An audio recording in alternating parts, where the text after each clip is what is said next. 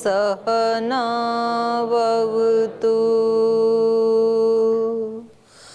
सहनौ भुनक्तु सह वीर्यं करवावहै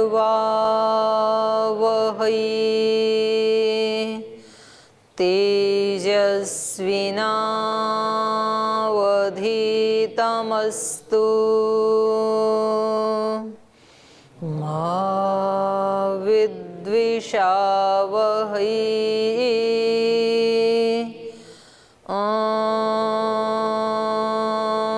व्रतानां व्रतपते व्रतं चरिष्यामि तच्छकेयं तन्मे राध्यताम् इदमहमनृतात् सत्यमुपैमि। ॐ शान्ति शान्ति शान्तिः।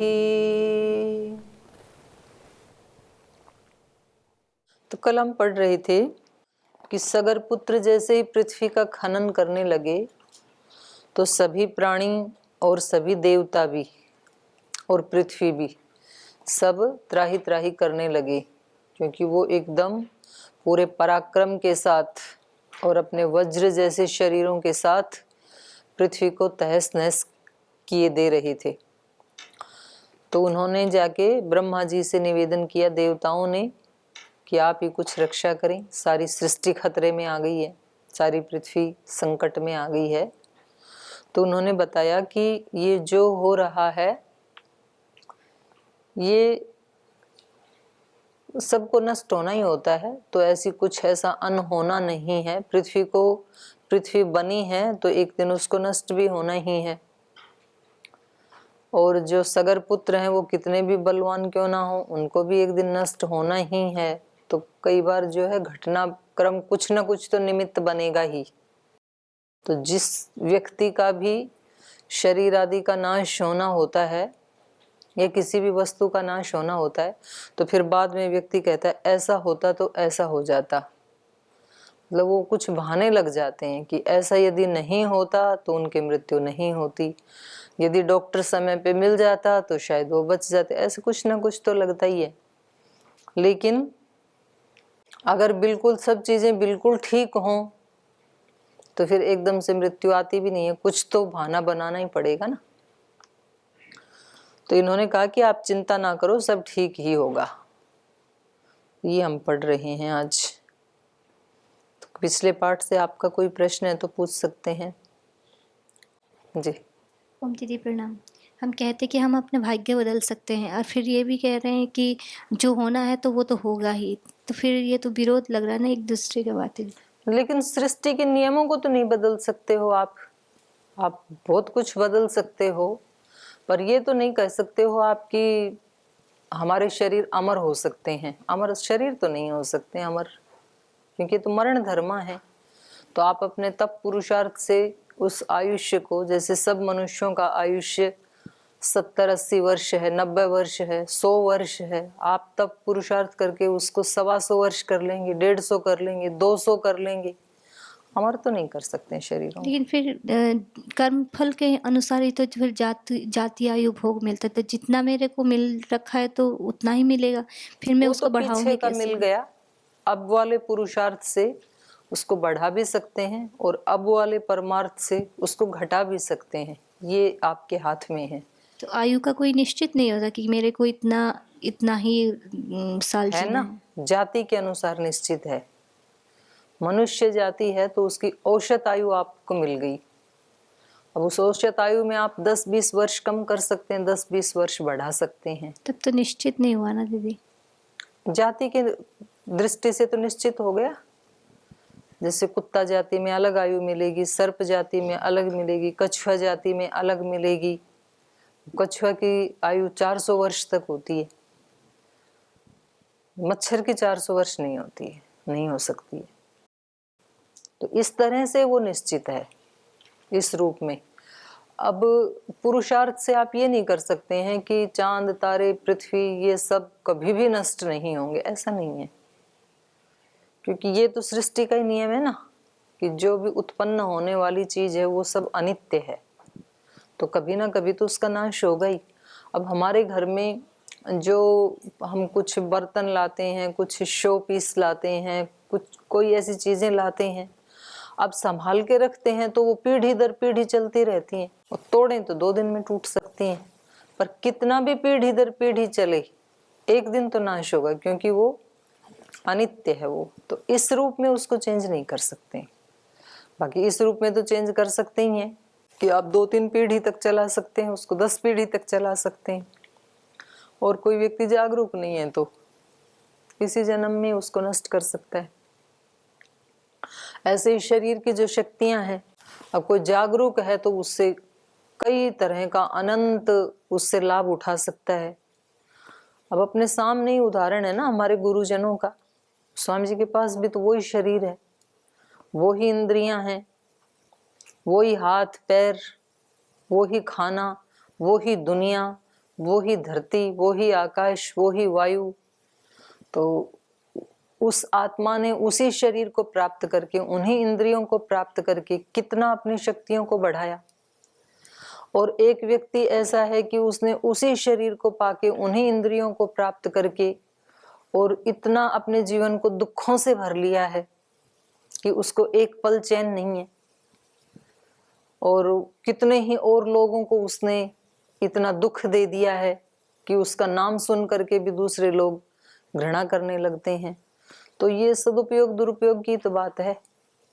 एक व्यक्ति अपने साधन का इतना सदुपयोग कर सकता है, एक व्यक्ति अपने साधन का सामान्य प्रयोग कर सकता है, एक व्यक्ति उसका नितांत दुरुपयोग कर सकता है। तो इस रूप में अब हमारा भाग्य और पुरुषार्थ ये दोनों अलग हो जाते हैं फिर। तो भाग्य को नहीं टाला जा सकता, जो चीजें होनी है वो होंगी ही, ये भी बिल्कुल सत्य है। और अपने तप पुरुषार्थ से सब बदला जा सकता है, ये भी बिल्कुल सत्य है, पर उसकी सीमा तो है। तप पुरुषार्थ से अनित्य वस्तुओं को नित्य नहीं बनाया जा सकता है।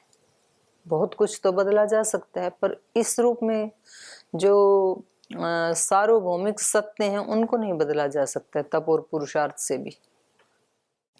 ओम दीदी जी, जैसे कल हमने आपसे पूछा था तो उस पर हम चिंतन कर रहे थे कि अगर कुछ अच्छा हो तो उस पर चिंतन करें, इसलिए कि हम अपने चेतना स्तर को ऊंचा रख पाएं और अपने आप को मोटिवेट रख पाएं। तो इसमें हमको एक रिस्क लगा, इसमें हम अपने अहंकार का पोषण भी तो हो सकता है ऐसा सोचने से। हाँ, हो सकता है, बिल्कुल हो सकता है, तो चांस है उसमें। तो जागरूक ही रहना पड़ेगा व्यक्ति को, उससे भी तो बचना पड़ेगा जी। हाँ जी।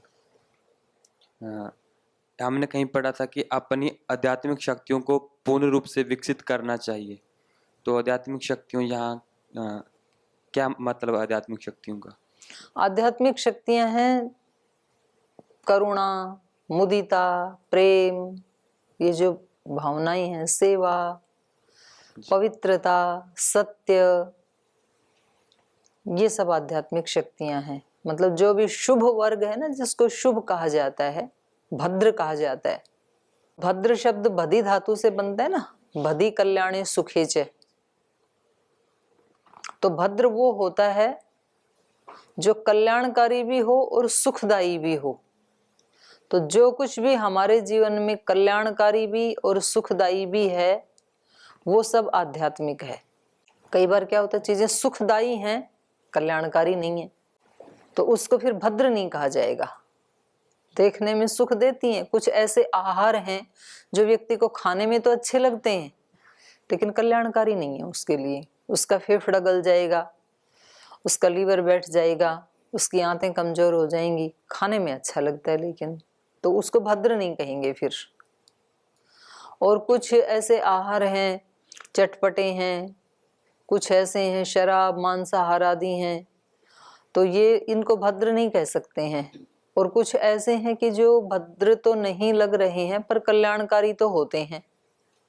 गिलोय पीना सुखदायी तो नहीं लगता है पर कल्याणकारी है वो जरूर। तो ऐसी हमारी जीवन की आदतें, स्वभाव, शक्तियां जो हमारे लिए सुखदायी भी हों और कल्याणकारी भी हों, वो सब आध्यात्मिक में आएंगे। एक दिन आपने बताया था कि ज्ञान हमेशा अंदर से आता है, बाहर से सिर्फ इंफॉर्मेशन आती है। इसको थोड़ा हमको और विस्तार से जानना था। तो बताओ इसमें क्या आपकी सहायता करूं मैं? ज्ञान हमेशा अंदर से आता है, हाँ बाहर से सिर्फ इंफॉर्मेशन आती है। हाँ, सही है। तो थोड़ा और कैसे समझ सकते हैं इसको? बाहर से इंफॉर्मेशन है, किसी ने हमें बताया कि इसमें, माँ ने बताया ये अग्नि है, इसमें हाथ मत डालना, जल जाएगा। ये बाहर से सूचना मिली हमें, और फिर हमने थोड़ा नजदीक जाके देखा तो सच में तपत लगी और हम वहां से वापस हो गए। ये हमारा ज्ञान है। जैसा हमने सुना था, कहीं शास्त्र से सुना, माता पिता से सुना, किसी अध्यापक से सुना, किसी मित्र से सुना, क्योंकि हम तो जब आए थे तो कुछ भी नहीं जानते थे इस सृष्टि के बारे में, इस दुनिया के बारे में। तो जो भी हमारे पास आज जिसको हम ज्ञान कह रहे हैं वो हमने सुना ही है ना, और वैसा सुन के हमने उसको वैसा ही पाया जैसा उन्होंने बताया। किसी ने हमें बताया कि नीम कड़वा होता है, और हमने उसको 15-20 साल तक भी खा के नहीं देखा, बस ऐसे मान लिया कि कड़वा होता है। और फिर किसी दिन हमने 2-4 पत्ते खा के देखे तो हमें ज्ञान हो गया। उससे पहले जो ज्ञान था वो शाब्दिक ज्ञान था। तो आपको ज्ञान की श्रेणी बनानी पड़ेगी। जो इन्फॉर्मेशन है वो ज्ञान है, लेकिन वो शाब्दिक ज्ञान है। लेकिन एक होता है अनुभौतिक ज्ञान, प्रत्यक्ष ज्ञान, वो अपनी ही अनुभूति से होगा। शाब्दिक ज्ञान, अनुमानिक ज्ञान, प्रत्यक्ष ज्ञान, 3 श्रेणी बनानी पड़ेगी ज्ञान की। शाब्दिक, अनुभौतिक, प्रत्यक्ष। प्रत्यक्ष और अनुभौतिक एक ही हैं, शाब्दिक और अनुमानिक ये अलग हैं। तो ऐसे समझ सकते हैं कि आत्म मूल्यांकन से ही ज्ञान भीतर से आएगा। अगर हम किसी चीज नहीं, को लेके मूल्यांकन नहीं, वो आपको बिल्कुल अनुभूति करनी पड़ेगी, साक्षात्कार उसका, प्रत्यक्ष, हस्त आमलकवत। जैसे हाथ में आंवला रखा है तो अब इसमें आप क्या मूल्यांकन करोगे, दिख ही रहा है ना। जी। हाथ कंगन को आरसी गया, हाथ में कंगन पहना है, प्रमाण इतना ही है कि हाथ में यदि कंगन पहना है तो आपको शीशा देखने की जरूरत नहीं है, दिख ही रहा है ना। तो ऐसा ही होगा प्रत्यक्ष, उसमें कोई डाउट नहीं होता है प्रत्यक्ष में। और जब तक डाउट है वो प्रत्यक्ष नहीं है। तो व्यक्ति पूछता है ना, बोलते कुछ प्रकाश सा दिखाई देता है जब मैं बैठता हूँ ध्यान में, तो यही आत्मा है क्या? तो जब तक ये पूछना पड़ रहा है तब तक वो आत्मा है नहीं। जब आपको अपना ही अनुभूति होगी तब आपको किसी से पूछने की जरूरत थोड़ी पड़ेगी, नहीं पड़ेगी। अभी हमने अपने शरीर को मैं मान रखा है, तो मैं इस कक्षा में हूं या नहीं ये किसी से प्रमाण लेना पड़ता है क्या? आपको अपने सहयोगियों से पूछना पड़ता है, अरे मैं दर्शन की कक्षा में बैठा हूं कि नहीं बैठा हूं, ऐसे पूछना पड़ता है क्या? तो आपको पक्का पता है मैं बैठा ही हूं, मैं मतलब शरीर जिसको आपने मैं मान रखा है। तो ऐसे ही जब मेरा ही मेरे से ज्ञान होगा, अनुभूति होगी अपने अस्तित्व की, तो किसी से पूछने की जरूरत नहीं है, शब्द प्रमाण की भी जरूरत नहीं है, तब अनुमान की भी नहीं है। सारे प्रमाण प्रत्यक्ष में जाके समाप्त हो जाते हैं और सारे प्रमाण प्रत्यक्ष के लिए सहायक होते हैं। ये अनुभौतिक और प्रत्यक्ष, और क्या बोला था ये आपने? पहला तो शाब्दिक ज्ञान, ये जो शब्द से मिल रहा है। दूसरा अनुमानिक ज्ञान, अनुमान प्रमाण से। जी। कहीं धुआं उठ रहा है तो अनुमान होता है कि अग्नि जल रही होगी। जी। सृष्टि इतनी सुंदर व्यवस्थित बनी हुई दिख रही है तो लगता है कि किसी बहुत शक्तिशाली शक्ति ने उसको बनाया होगा, ये अनुमानिक ज्ञान है। और एक हो गया प्रत्यक्ष या अनुभौतिक, दोनों एक ही हैं, प्रत्यक्ष कहीं अनुभौतिक कहीं, वो एक ही बात है। जी, आपने कल बोला था कि तब 3 तरह के होते हैं, शरीर, मन और वाणी। तो शरीर का तो यही होगा कि सर्दी गर्मी इन सबको सहन करना। नहीं, इसमें आप गीता पढ़ लेना। गीता के 17वें अध्याय का 15 श्लोक है, शायद 15, 16, 17 है गीता अभी आपके पास? खोल लो, 17वें अध्याय का 15 नंबर श्लोक बोलो। 14 नंबर श्लोक बोलो। देव द्विज गुरु प्राज्ञ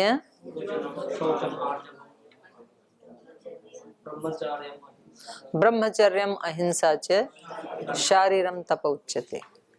ये है शरीर का तप। देव द्विज गुरु प्राज्ञ, इनका पूजन करना। आगे क्या है? देव द्विज गुरु प्राज्ञ, हाँ, पूजनम शौचम आर्जवम, ये शरीर का तप है। अब देव कौन है? तो उसके लिए फिर ऋग्वेद आदि भाष्य भूमिका पढ़ लो।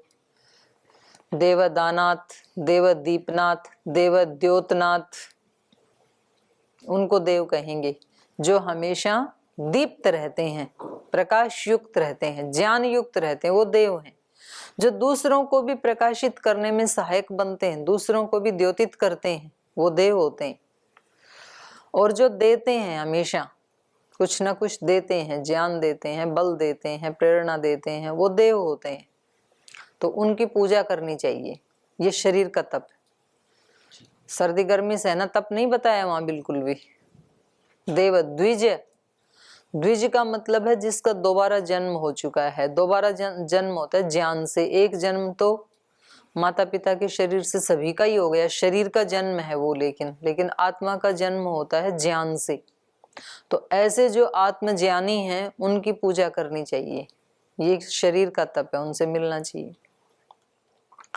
गुरु, गुरु का मतलब है जिसने कुछ भी हमें सिखाया है किसी भी रूप में, तो उनकी हमें पूजा करनी चाहिए।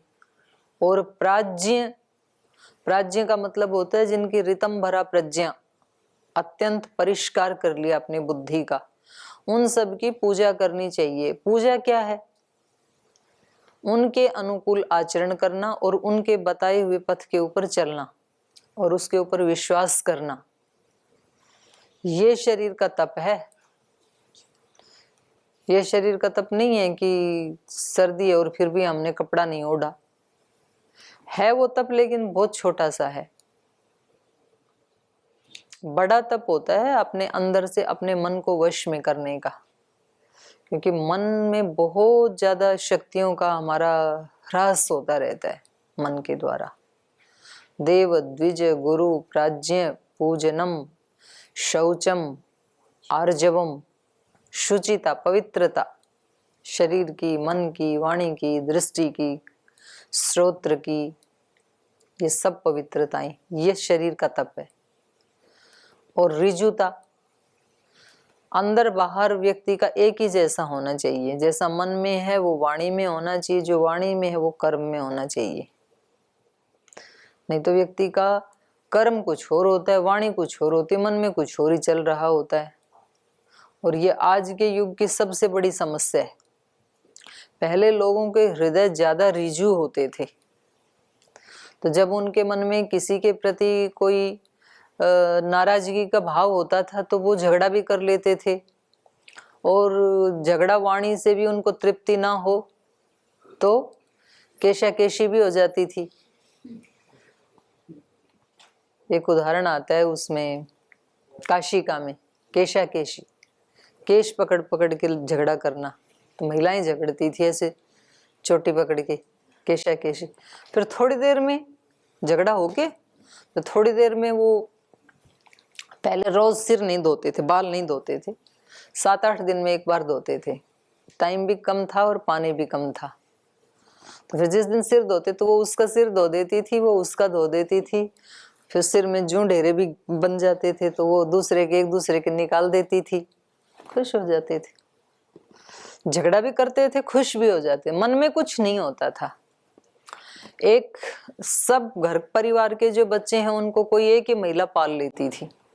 अपने भी बच्चों को, अपने देवरानी के भी, जेठानी के भी, पड़ोसन के भी ऐसे पाल देते थे। 10-15 बच्चों को एक ही महिला पाल लेती थी, कोई दिक्कत नहीं है।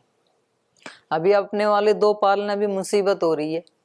बहुत बड़ी समस्या है ये आज के युग की। पेरेंटिंग जो आजकल की लड़कियां हैं उनमें उतना ना तो साहस है ना इतना इमोशनल पावर है, मतलब बहुत इरिटेट हो जाती हैं। छोटे छोटे बच्चे उनके पास छोड़ दें और दूसरा कोई ना संभाले। और आजकल झगड़ा बिल्कुल नहीं करती हैं।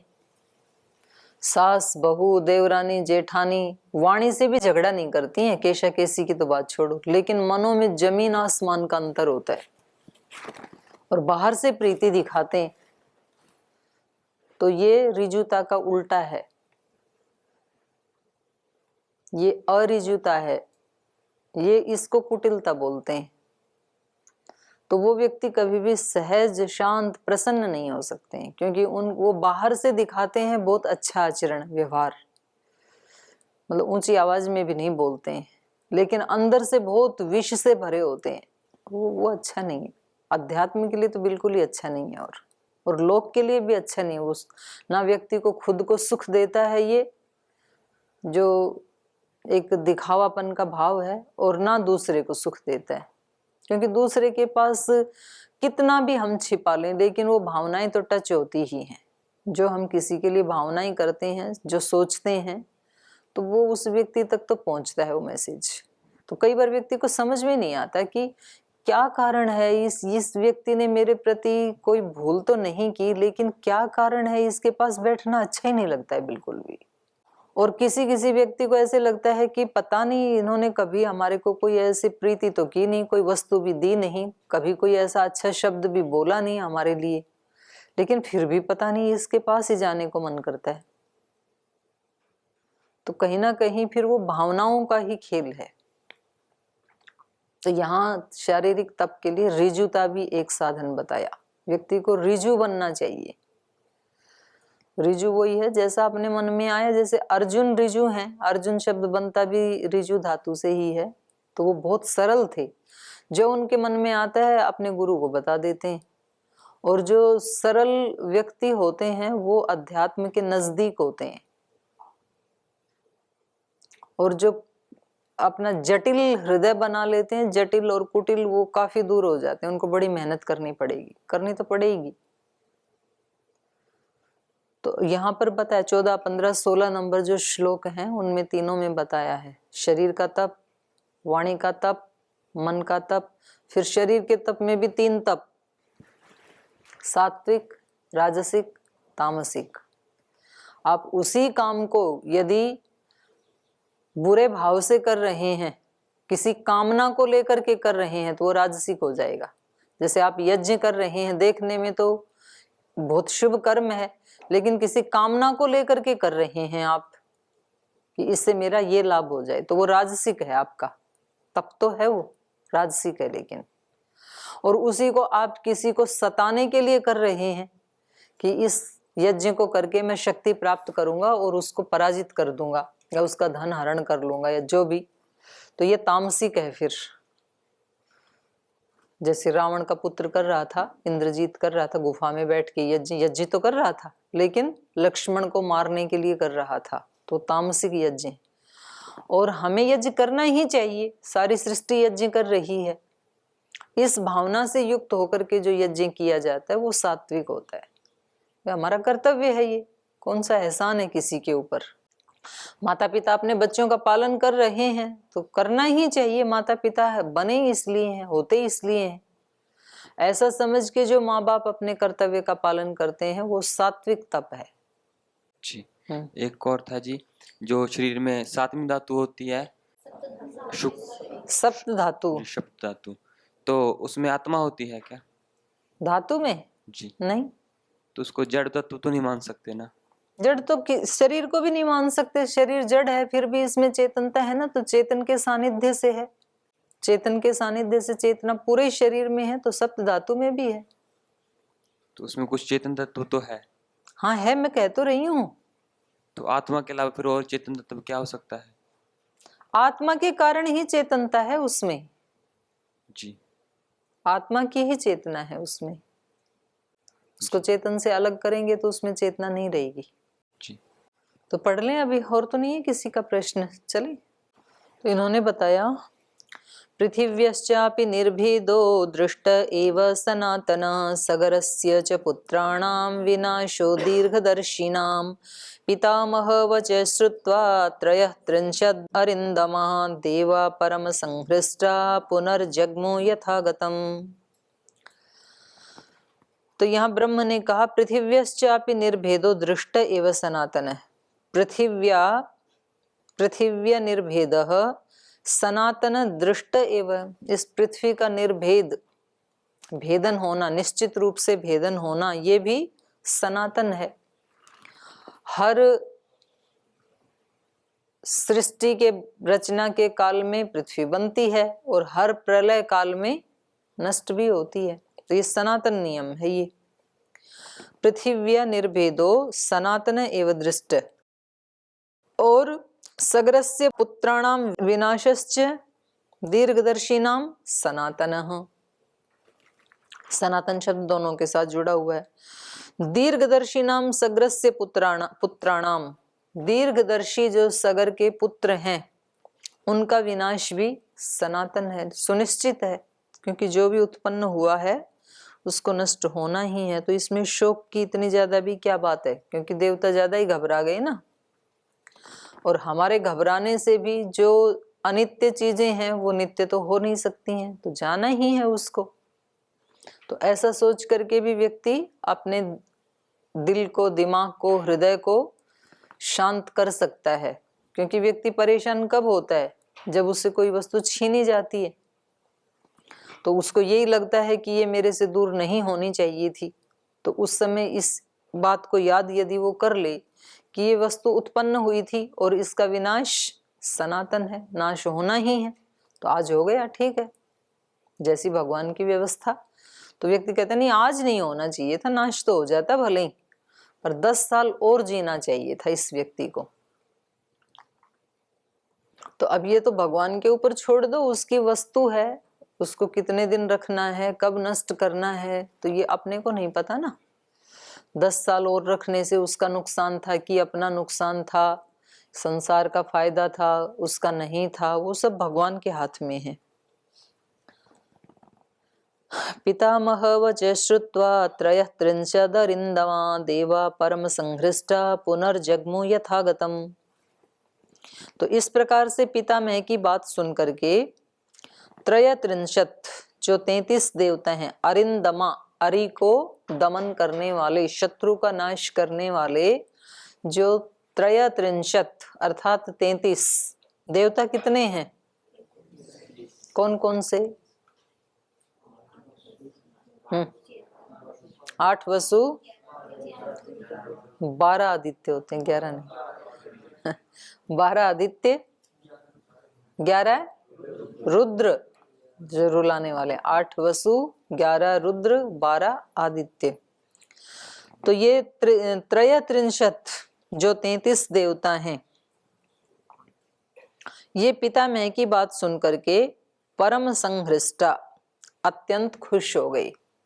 इनको पता लगा कि सगर पुत्र भी नष्ट होने वाले हैं, तो इनको लगा कि हम सुरक्षित हैं। नहीं तो इनको खतरा ये था कि पृथ्वी का नाश करते ही हमें भी मार देंगे, क्योंकि वो तो घोड़ा ढूंढते हुए चल आ रहे हैं ना, तो फिर हमारे ऊपर भी चढ़ाई करेंगे। तो इन्होंने कहा कि उनका भी विनाश सनातन है, निश्चित है। तो ये परम संहृष्टा देवाः और पुनः जग्मु यथागतम, यथा आगतम तथा पुनः जग्मु, जैसे वो आए थे ब्रह्मा जी के पास, वैसे ही वापस अपने अपने स्थान को, अपने अपने लोक को वापस लौट गई।